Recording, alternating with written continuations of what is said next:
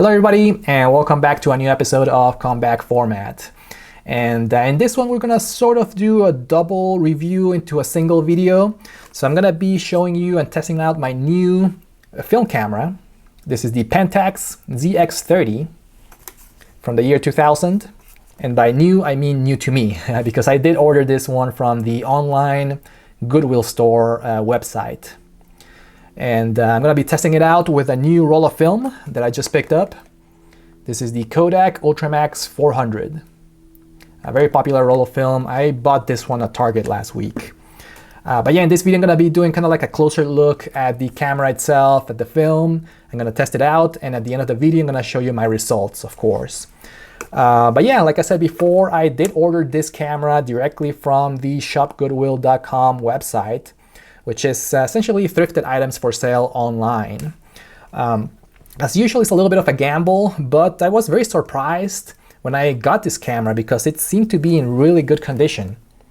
It looked like it was barely even used. I just put some batteries on it and everything seems to be working just fine, but I haven't tested it out with a actual roll of film yet, which I will be doing in this video. This camera came out originally in the year 2000, which I was surprised that it was actually sort of new because I thought it would be a little bit older. It looks like a camera from the 90s, but it's actually from the year 2000. And this film, the Kodak Ultramax 400, like I said before, a very popular roll of film right now because you can pretty much find it anywhere. You can find it at Target, at Walgreens, at Walmart. And I was actually very surprised about the price of this roll of film. It was only $16 when I bought it at Target, which is a pretty fair price for a new roll of color film, especially with 36 exposures. And yeah, I actually never tried this roll of film, which is kind of surprising because it's such a popular film that I just never got a chance to use it until now. But yeah, let's go ahead and take a closer look at the Pentax ZX-30. But first, let's go into Z mode. All right, so we are now on Z mode, and let's go ahead and take a closer look at the camera first. Again, the Pentax ZX-30 from the year 2000. First impressions. This definitely doesn't feel like the highest end of cameras from Pentax from that era. It definitely feels like a budget option from them. But the lens, I believe this is the kit lens from the camera, 28 to 80 millimeter lens with an aperture of 3.5 to 5.6, which is not the widest aperture that you can get. But anyways, I'm gonna try it with that lens for my first test of this camera. So let's go ahead and take a look at all the configurations of the camera. Let's starting off with the this button right here, this switch. This looks like it could be the zoom lever because it goes back and forth for left or right, but it is not. It's actually the switch to select the different options or aperture options of the camera. So again, this is a fully manual camera and that you can also use as an automatic camera. So this is actually to select all your options, and to zoom in and out, you actually have to use that. You have to do it manually with the lens like this. So an interesting button right there. Then you also get your on and off switch in the top. Two buttons here in the top. You can the top one is called the drive button. So you can choose between consecutive frames, self-timer, and the multiple exposures button, which is a feature that Pentax cameras always like to include, the double or multiple exposures setting. A feature that I always like using and testing out for very experimental photography. And that's why I like Pentax cameras, because they make it very easy to do multiple exposures with a single button right there. The second button right here is the flash mode. So you can select between the automatic flash or the red-eye reduction configuration. You also get a button right here that is called what's it called? The memory lock button. A very interesting feature as well in case you want to kind of lock an exposure setting from a specific scene and then move it to a different one. It will keep that configuration for 20 seconds, and then when you fully press the shutter, it will use that exact same configuration from before. A really interesting feature. I'm not sure if I will try it out in this video, but it's nice to have. You also get a flash, on-camera flash. You can use pressing the button right there. Nice viewfinder with a diopter, and kind of like what do they call this? The eyepiece for the viewfinder, which is pretty handy as well. And if you look in the viewfinder, you can actually see all the different exposure settings inside, as well as in the LCD screen right here. The dial right here in the left side is the exposure mode dial, similar to many other cameras. So you can turn it like this to select between the green happy face right there, which is the automatic. Let me see if I can zoom in a little bit so you can see it better. So the smiley face is automatic. Then you can select it to shutter speed priority, aperture priority, manual. You can check your ISO or change your ISO settings. Actually, I'm not sure what this one is. It looks like a remote timer or configuration. I'm not exactly sure about that one. And then you can change it between different settings here for exposure or for the configurations of the camera. So you can change it between portrait, landscape, close-up, action, night, and no flash. Next to the lens, you get some different buttons right here, so you can select between manual focus or automatic focus. I'll be using mostly the automatic focus in this video. And this button right here on the left, on the top of that, is the aperture button. So if you want to use this as a fully automatic or a fully manual camera for the exposure, you have to press this button to adjust the aperture setting. So you press this button and then you move this selection switch that I showed you before, left and right, to go up or down on the aperture. And same thing with the shutter speed. You're gonna need to use this switch right there. And finally, what's next here? This is the release socket right here, so you can use it with a separate adapter, which I don't have. So I won't be using that. And here on this side of the lens, this is what you press to take out the lens from the camera body. There's the inside of the camera. And to put it back in the camera, you line up, as usual, the red circles and twist. Another feature about this camera, let me zoom out a little bit there. In order to use the automatic features of the camera, you have to select or put this ring in the aperture or in the A setting here. So it will be automatically selecting your aperture. Or if you want to use it manually, you're gonna have to select the aperture like this too. So like I mentioned before, you can select it using this button, or you can do it with this ring right there. Now let's go ahead and take a closer look at the actual film. Again, Kodak Ultramax 400.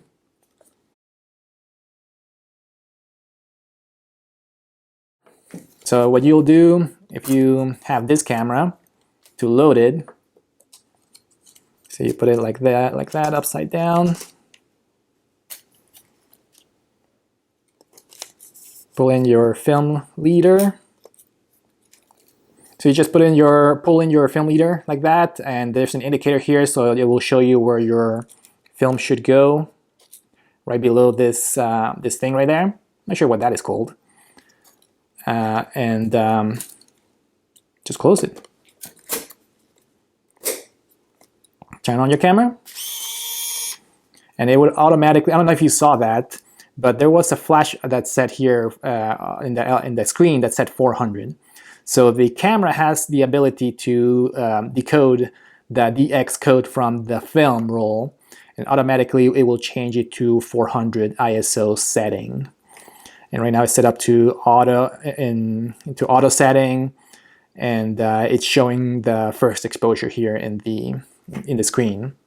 And if you want to change the ISO, maybe if you want to shoot at half speed, you can always go to the ISO mode right here in the dial and change this up or down with using the selection switch right there. But that's how it works. So let's go ahead and try out my new Pentax ZX-30. Alright, so first thing, of course, has to be the mandatory picture of Hunter at the deck. And here's how the first picture ended up. And I really like this one. This one was taken at 125th of a second with the widest aperture. And yeah, I love this one, especially with the high saturation on the colors.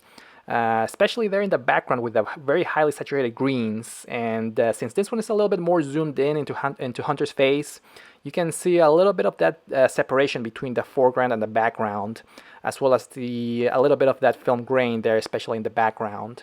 This one is a little bit more zoomed out, so you miss in a little bit of that separation between foreground and background, but you can get a lot more of that color that you can see there in the background, right? So you can see that very highly saturated green, as well as that red there on the floor. And for the next picture, I took Hunter out to the trail. And here's how the picture ended up. And this is actually one of my favorite pictures of Hunter that I've ever taken with any camera. I loved his facial expression there on this one. I think he was waiting for a treat. But as far as the shot, I thought that this was going to be a little bit too dark because the meter was telling me that it was just too dark for the fastest settings that I could get in this one, which was 1/45th of a second. And I didn't want to go any slower for this one because Hunter moves a lot.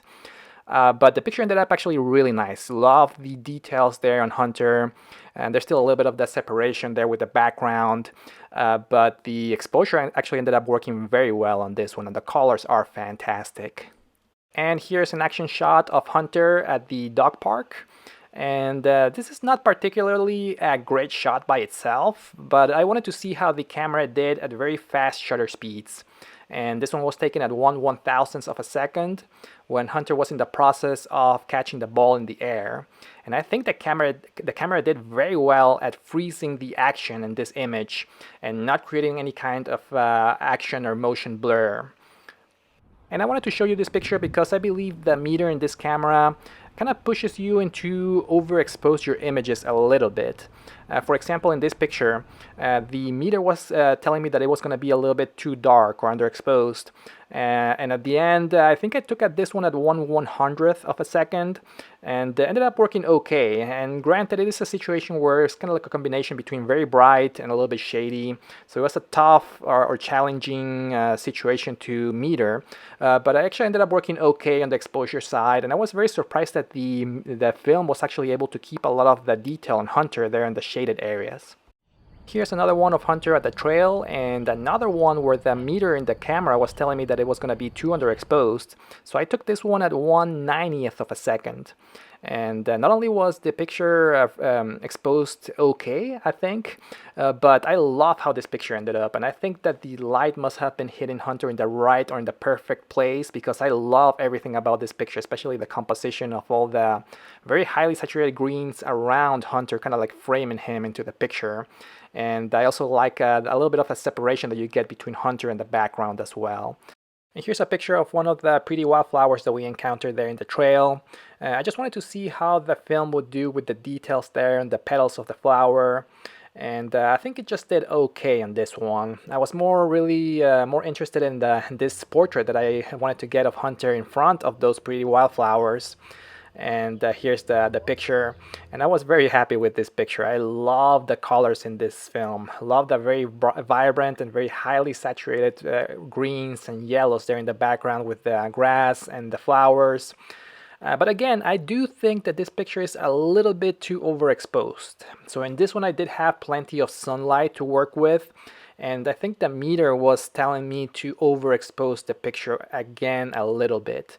So that's just something to keep in mind. If you have this particular camera, it will tend to push you to overexpose your picture just a little bit. Okay, in this next one, I wanted to see if I could create at least a little bit of bokeh there in the background. And considering that the lens that I used in this camera was by no means a fast lens, it was just a standard kit lens that I used in this one, I think it actually did a great job at creating that separation between the subject and the background. And you can still see a little bit of that bokeh there, and especially there on the trees. So I think even though it's not a great lens, it did a great job at creating that separation between the two. And I wanted to try at least one picture with the on-camera flash. I usually don't like to use flash in my pictures, but in this one I think I really needed it because it was actually very dark in the shades. And I think that the on-camera flash on this camera does okay, but in my opinion, I think that the pictures end up a little bit flat. I wanted to try at least one double exposure picture because the Pentax cameras in general, they make it very easy to go through the process of taking multiple exposures. So of course I'm not really the greatest double exposure photographer out there, so of course my picture didn't end up too great. I tried to take a picture first of Hunter and then of one of the flowers that I saw in the trail. However, the picture of Hunter was, I think, a little bit too underexposed, while the picture of the flower was overexposed. So it didn't end up too good. However, if you're looking to experiment with film photography and multiple exposure with film, the Pentax camera are really one of the best options out there because they make it so easy to do multiple exposures. Just with one press of a button, you're ready to do the multiple exposures. And here's one last picture of Hunter, again in another challenging environment with a very bright background and a little bit of a shady foreground. A little bit of underexposed there in the foreground, but I think the picture ends up looking just okay. This is another situation where I could have used the on-camera flash, but I decided not to. Maybe I should have, but again, I don't really like the way that the on-camera flash makes the pictures look. But again, another nice picture of Hunter there in front of the lake. Alright, my final thoughts on the camera and the film. Let's start off with the camera. I was very impressed with this Pentax ZV or ZX-30. I wasn't expecting too much considering it was kind of one of the budget options from Pentax, and it was so cheap. And the materials everything is made out of plastic, and they came with a kit lens, so it's not a very fast lens. But the results that I was able to get with this camera, with this cheap film camera, was actually very, very impressive. I was able to get some results that I wasn't really expecting, especially with the separation, a nice separation between the foreground or the subject and the background. Again, considering that this is not a very fast lens at all. This is a 3.5 to 5.6, 28 to 80 millimeter kit lens.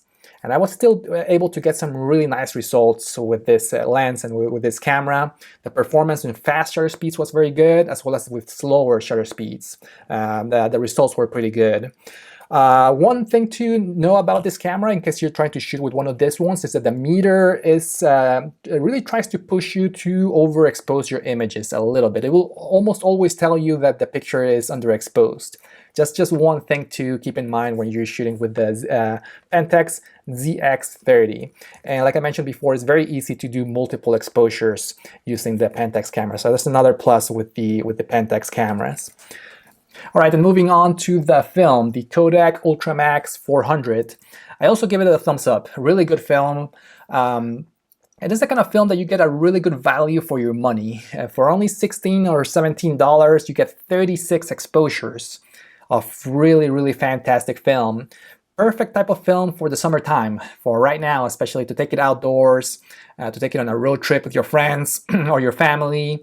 Especially if you're going to be somewhere outdoors in a place with lots of different kinds of colors, like in a park or anywhere really outdoors, like the lake or somewhere like that. So really highly recommended for those kinds of environments. And the combination of both the film and the Pentax ZX-30 was a great combination. I'm glad to try it out, especially with my buddy Hunter. I think I got some really nice portraits of him. So I'm definitely looking forward to trying out more of the Pentax ZX-30 in the future, as well as the Kodak Ultramax 400. Let me know in the comments if you have tried or if you own this camera, if you own the Pentax ZX-30, let me know what you think about it. Or if you have tried the film as well, the Kodak Ultramax 400, let me know in the comments what you think about it. I would love to hear from you. Thank you for watching and see you next time. Bye-bye.